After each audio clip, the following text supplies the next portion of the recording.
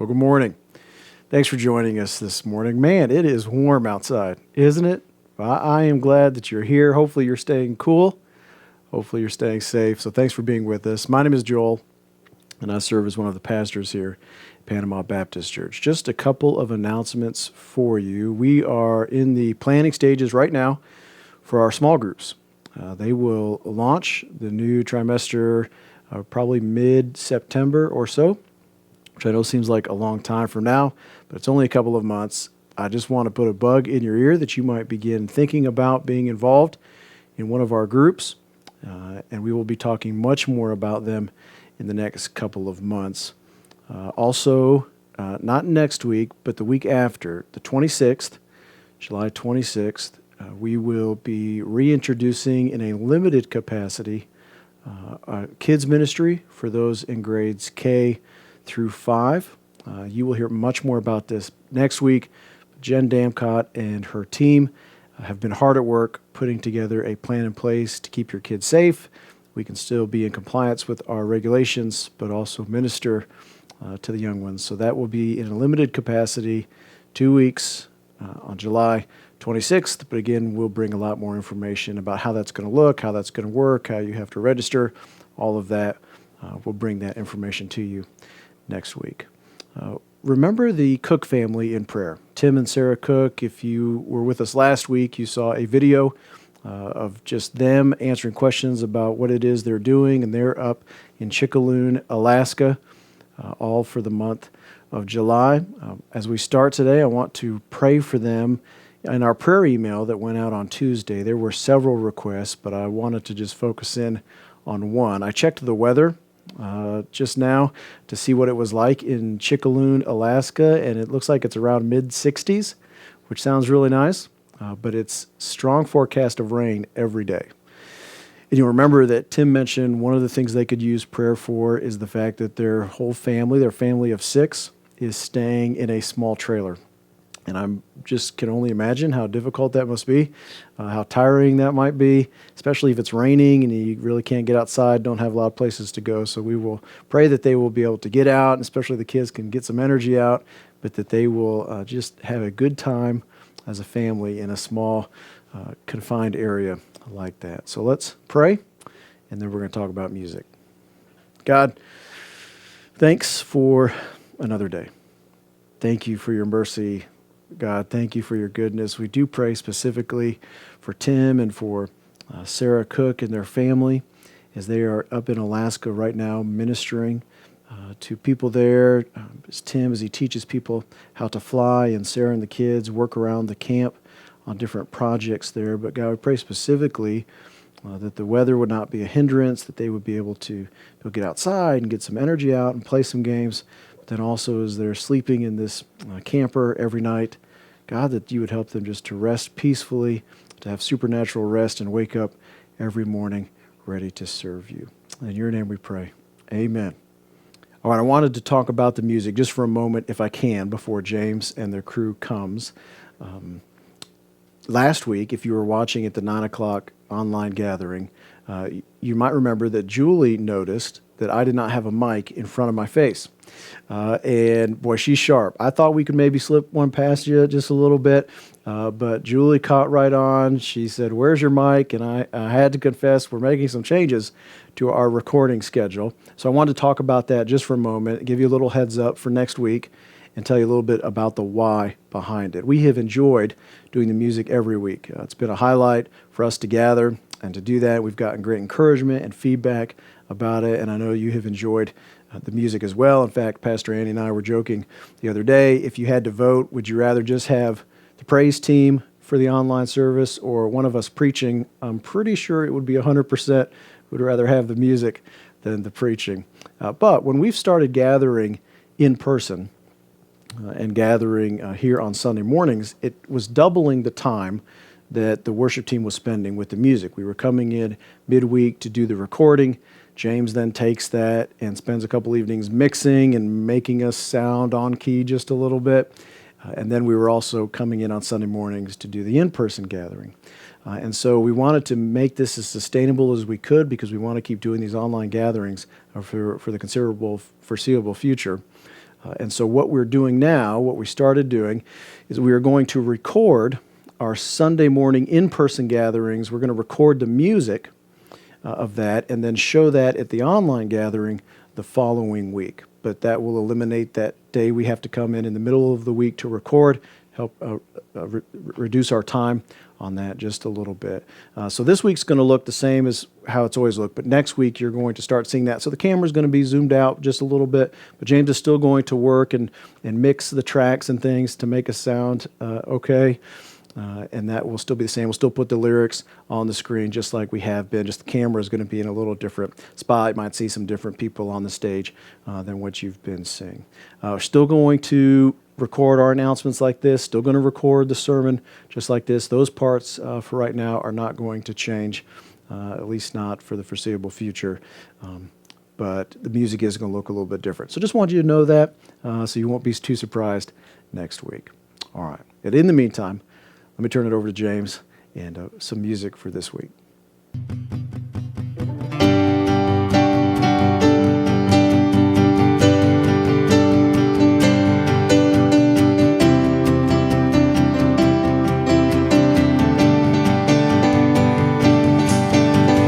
Praises rising, eyes are turning to you. We turn to you. Hope is stirring, hearts are yearning for you. We long for you.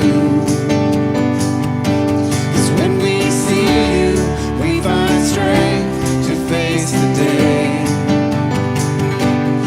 In your presence, all our fears are washed away, washed away. Hosanna, Hosanna. You are the God who saved us, worthy of all our praises. Hosanna, Hosanna. Come have your way among us. We welcome you here, Lord Jesus. Hear the sound of hearts returning to you. We turn to you. In your kingdom, broken lives are made new. You make us new. 'Cause when we see you, we find strength to face the day. In your presence, all our fears are washed away, washed away. Hosanna, Hosanna.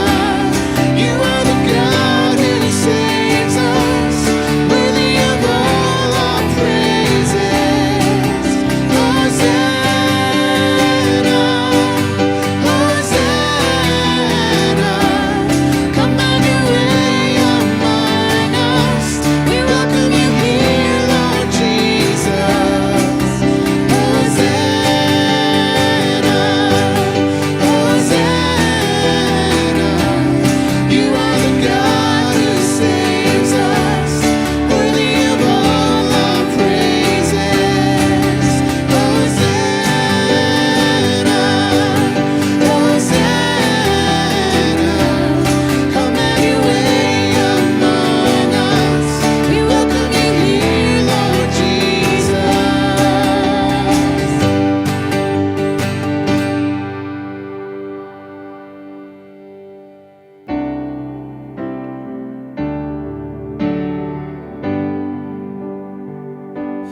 Above all powers, above all kings, above all nature and all created things, above all wisdom and all the ways of men,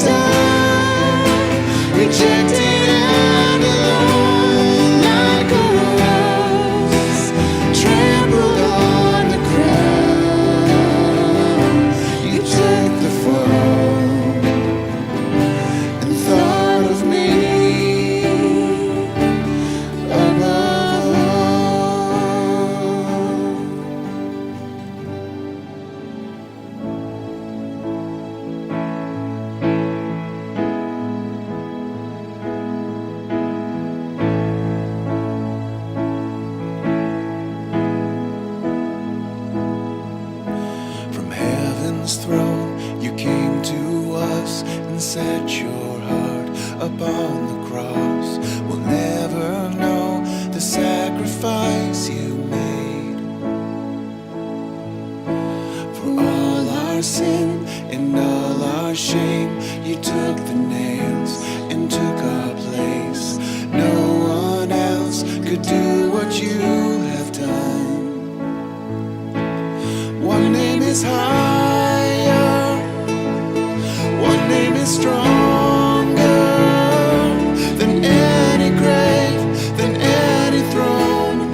Christ exalted over all. From the grave where death would die, you rose again and brought us life. You're reigning now, the Savior of the world.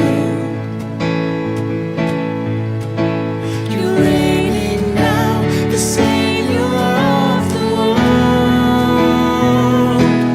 One name is higher, one name is stronger than any grave, than any throne. Christ exalted over all, the only Savior, Jesus Messiah. To you alone our praise belongs. Christ exalted over all. We sing your praise, we sing your praise, we sing your praise forever. And lift your name, we lift your name, Jesus over all. We'll sing your praise, we sing your praise, we'll sing your praise forever. And lift your name, we lift your name, Jesus over all. We'll sing your praise, we'll sing your praise, we'll sing your praise forever. And lift your name, we lift your name, Jesus over all. One name is higher, one name is stronger than any grave, than any throne. Christ exalted over all, the only Savior, Jesus Messiah.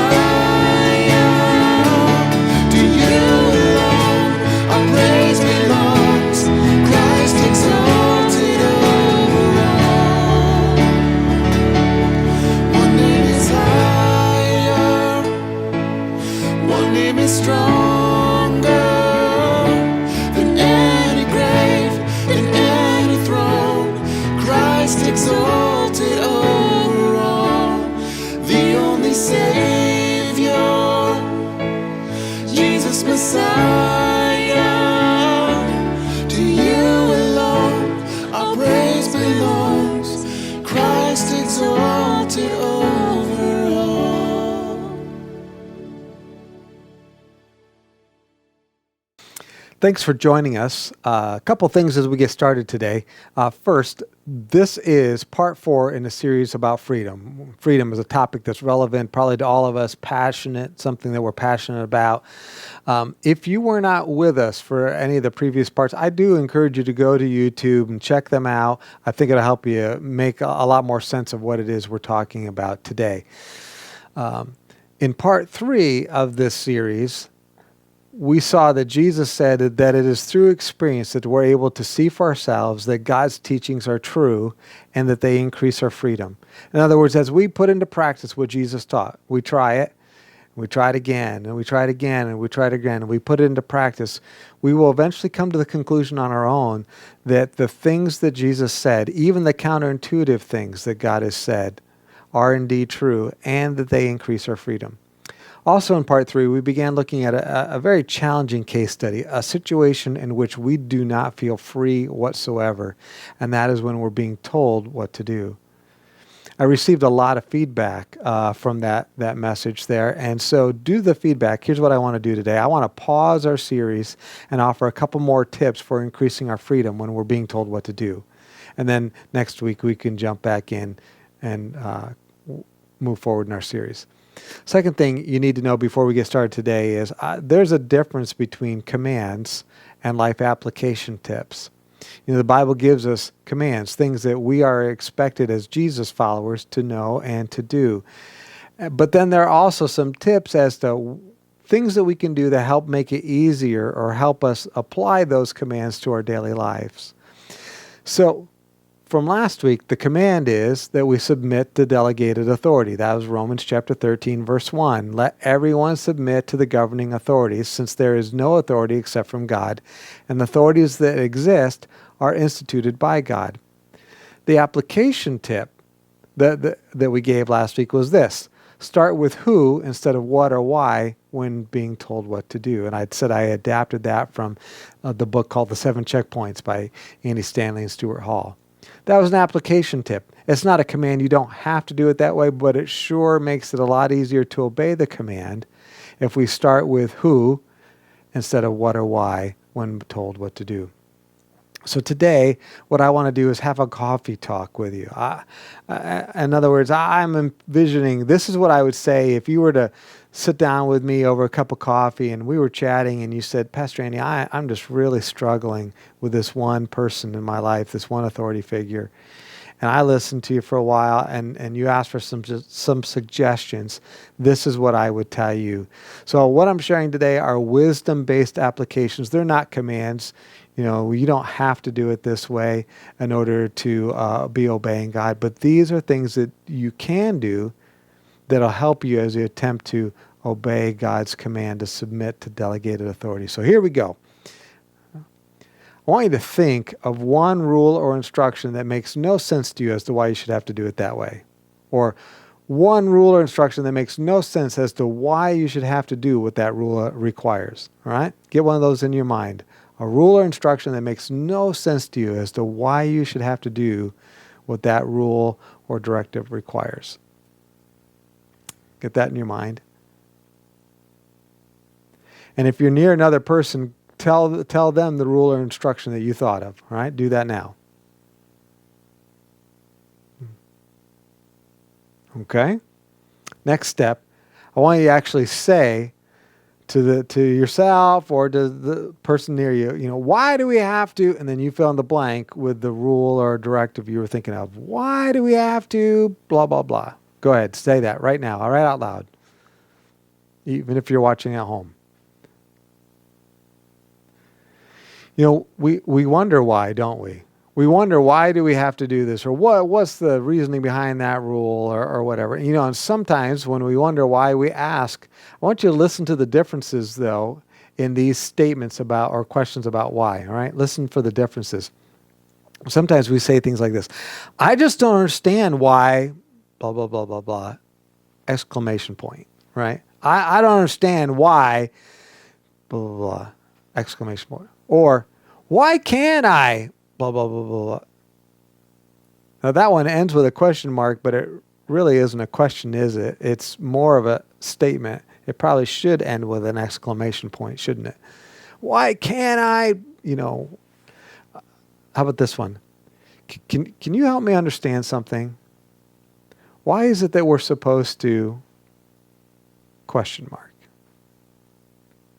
There's a huge difference between asking why question mark and stating why exclamation point, isn't there? A huge difference between those two. Asking why with a question mark implies that there is something that I don't know, and I believe that knowing would help me respond better. Right? Versus when I state, even if it sounds like a question, but if I'm stating why can't I, or why won't you, or why do we have to, blah, blah. Stating why with an exclamation point implies that, I can't think of a good reason for this rule or directive. And I believe that means that there probably isn't a good reason for this rule or directive. And therefore, I shouldn't feel obligated to comply. That's just not reasonable. Asking why, with a question mark, is an admission that I'm probably lacking some information. Versus stating why with an exclamation point is a judgment. It's a judgment about the rule or request. It's stating, I think this is dumb, or I think it's foolish, or it's unnecessary.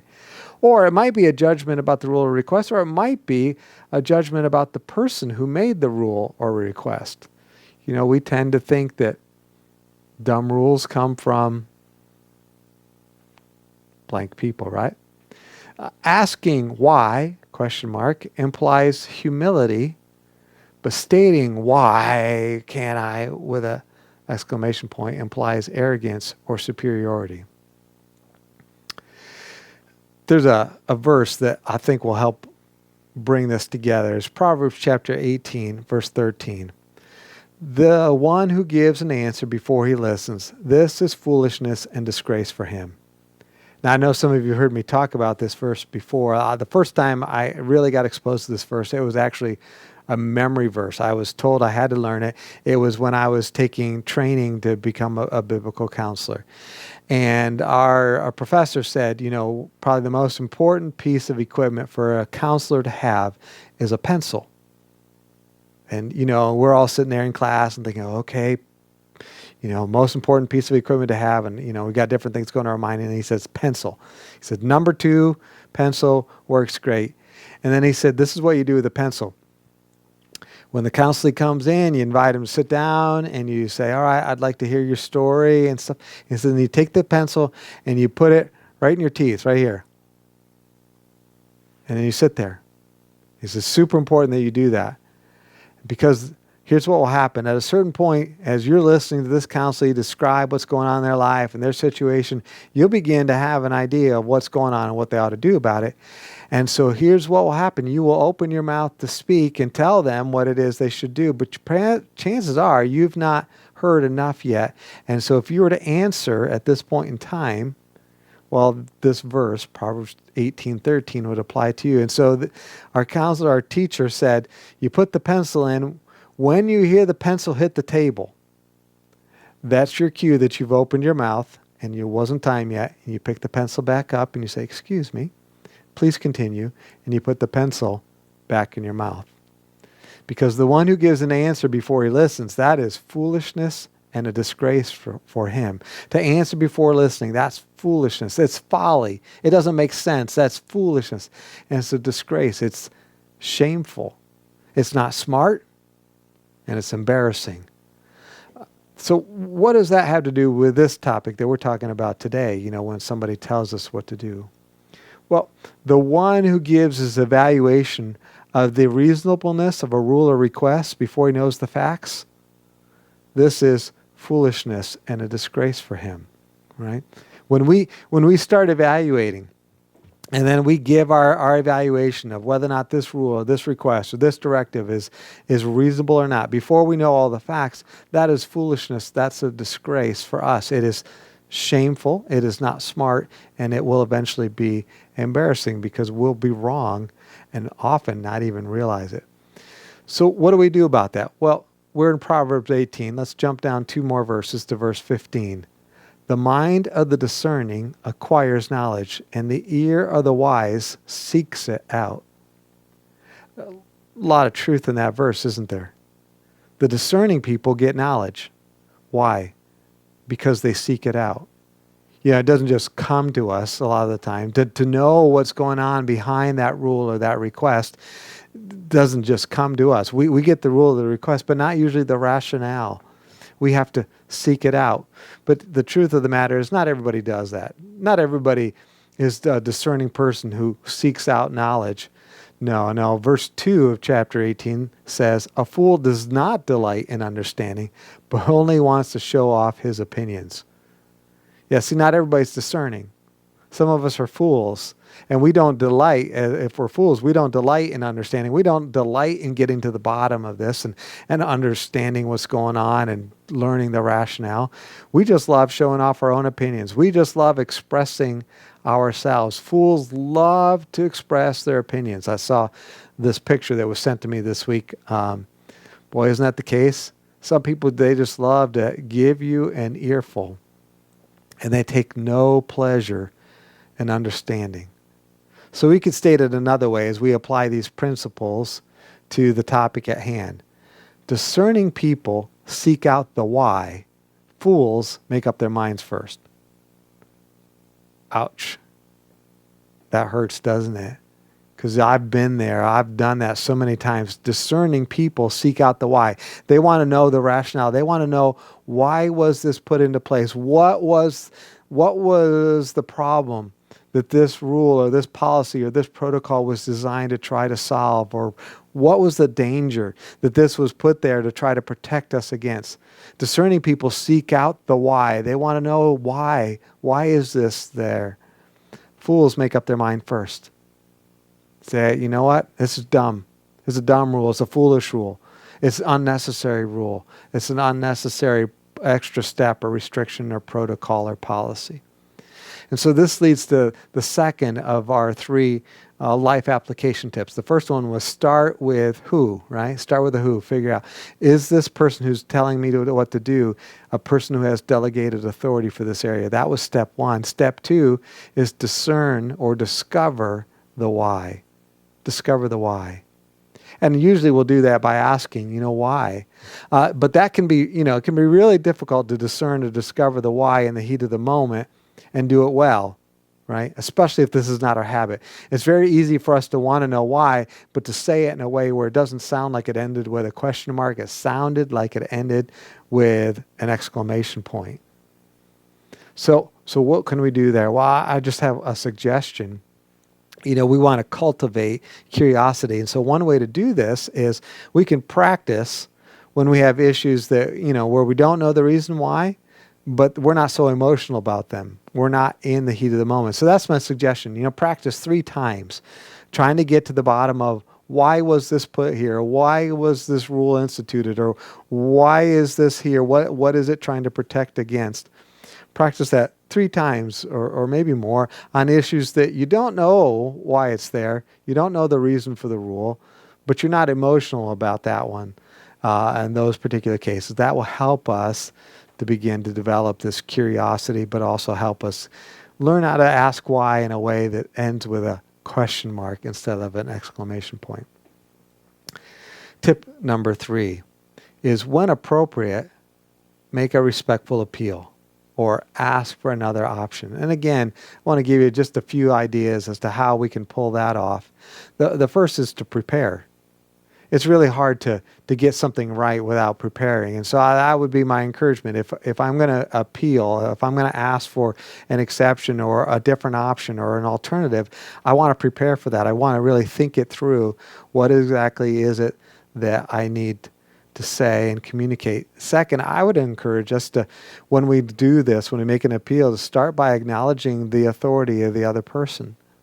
It could go something like this and say, I realize it's your prerogative to make the policies for this particular area or whatever, but I would like to talk to you about that a particular rule.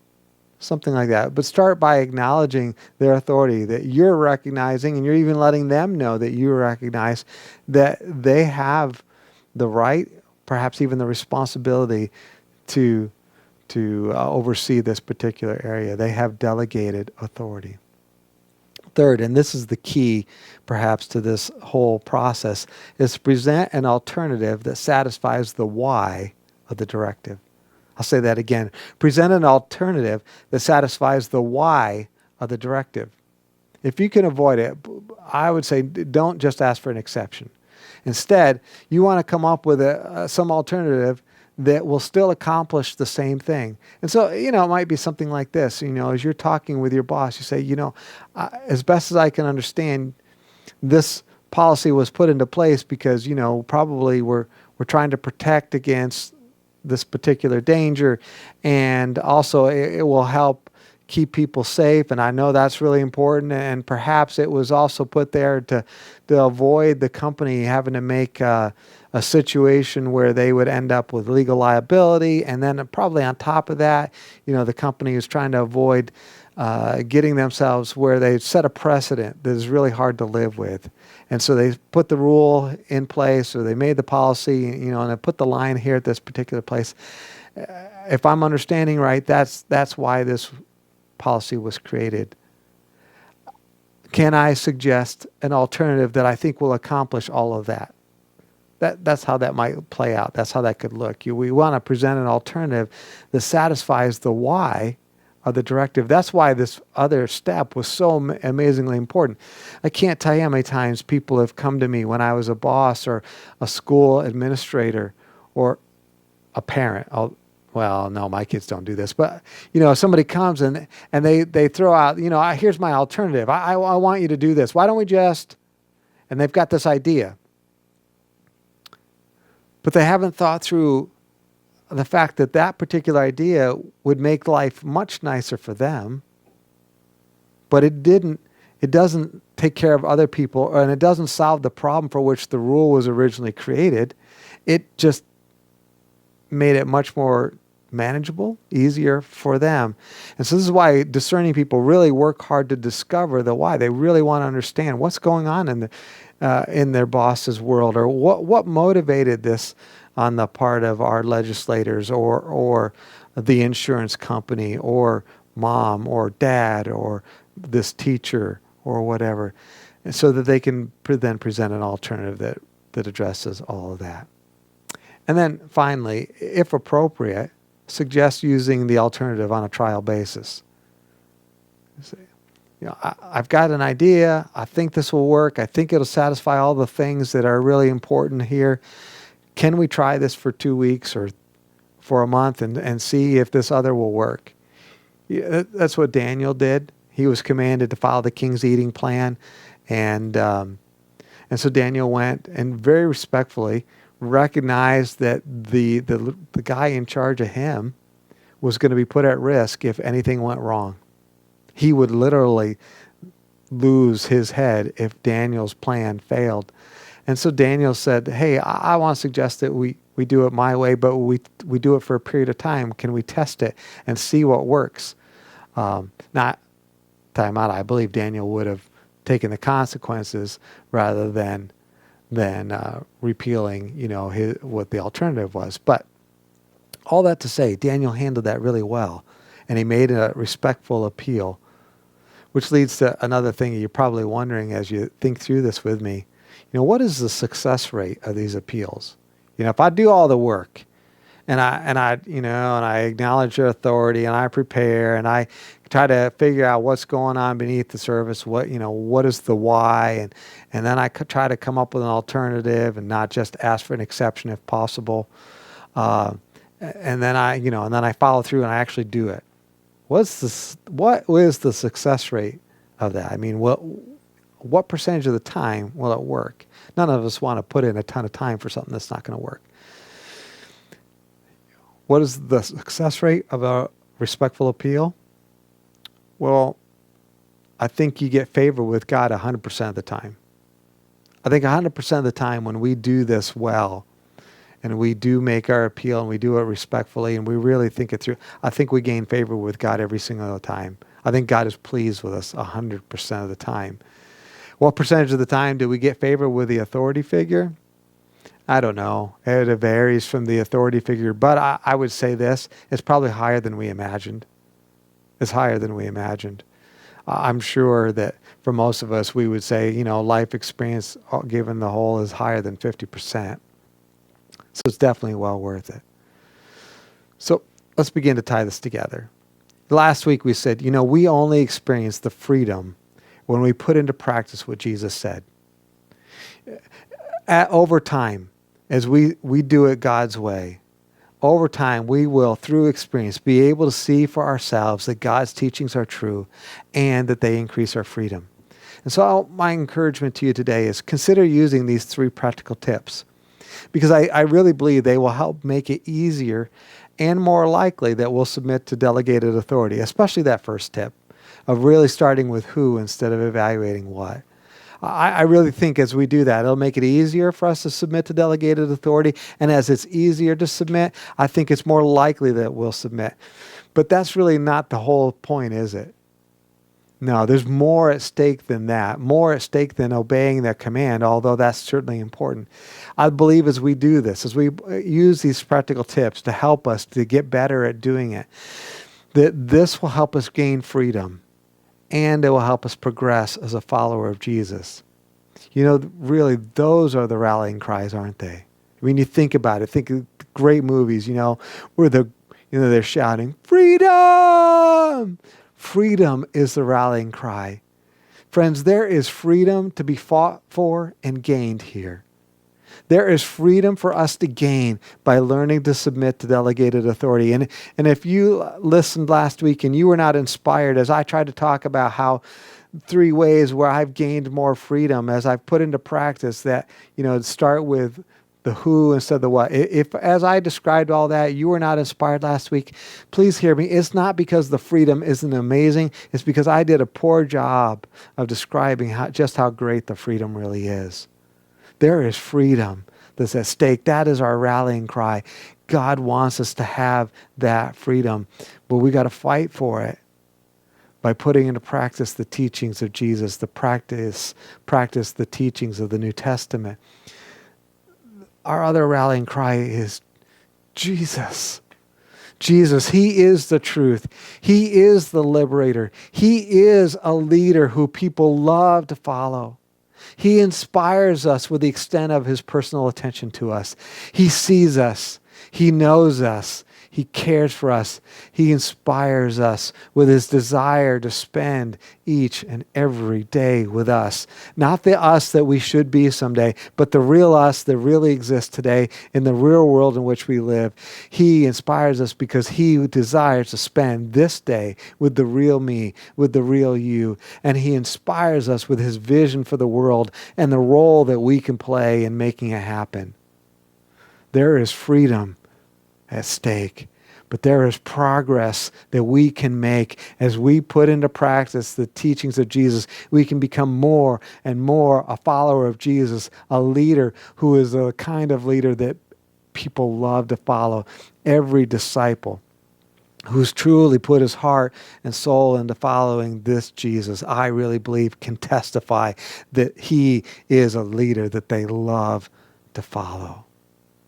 And so as we do this, yes, these tips will help us. They will help us submit to delegated authority. And I hope that really helps. I love being helpful. You know that.